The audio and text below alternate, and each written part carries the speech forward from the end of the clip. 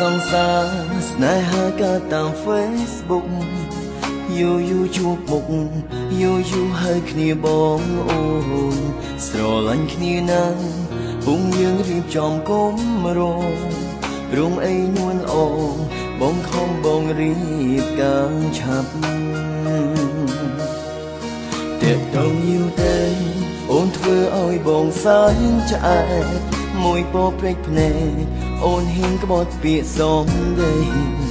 អូនលែងតែតងស្ងួនខូចផ្លាស់ប្ដូរលេខថ្មី Facebook ផ្លៃពីស័យ unfriend បងចោលដូចពាក្យគេថាស្នេហានៅតាម Facebook មិនអាចគិនទងថាវាជារឿងសំខាន់គួរក្បាលចាំក្រលៀបថ្ងៃឆ្វេងភ្នែកស្ដាំត្រូវកត់ចំណាំកុំឲ្យជឿចាប់ថ្ងៃក្រោយប្លុកបងចោលទៅកុំឲ្យសើចឃើញអូនទៀ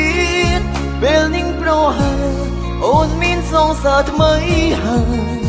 បងស្ដាយខ្លាំងដែរព្រោះបានដាក់ចិត្តនឹងស្នេហ៍ក៏ប៉ុន្តែបងអាចកាត់ចិត្តជប់ខ្វល់បាន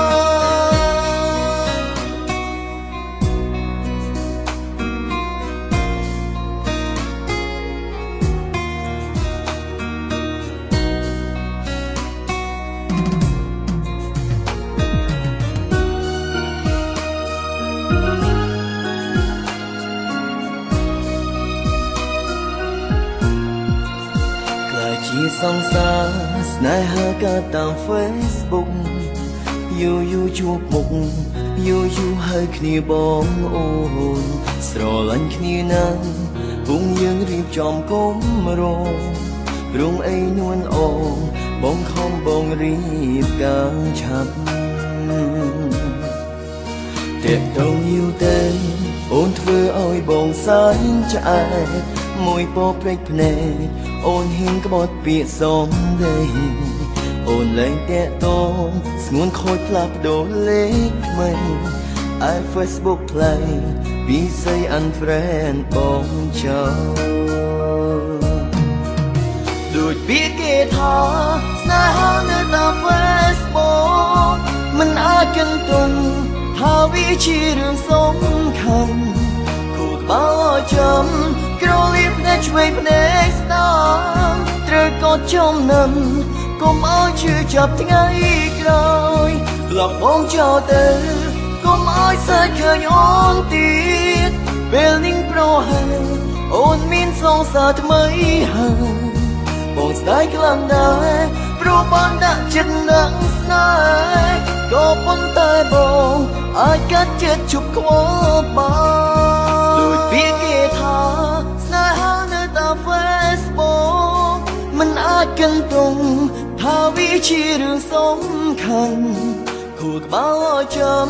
ក្រលៀបថ្ងៃឆ្វេងភ្នែកស្ដាំត្រូវកត់ចំណាំកុំឲ្យជឿចាប់ថ្ងៃក្រោយប្លុកបងចោលទៅកុំឲ្យសើចឃើញអូនទៀតពេលនឹងប្រហែលអូនមានសងសារថ្មីហើយបងស្ដាយខ្លាំងដែរព្រោះបានដាក់ចិត្តនឹងស្នេហ៍ក៏ប៉ុន្តែបងអាចកាត់ចិត្តជប់ខ្វល់បានបងស្ដាយខ្លាំងដែរព្រោះបានដាក់ចិត្តនឹងស្នេហ៍ក៏ប៉ុន្តែបងអាចកាត់ចិត្តជប់ខ្វល់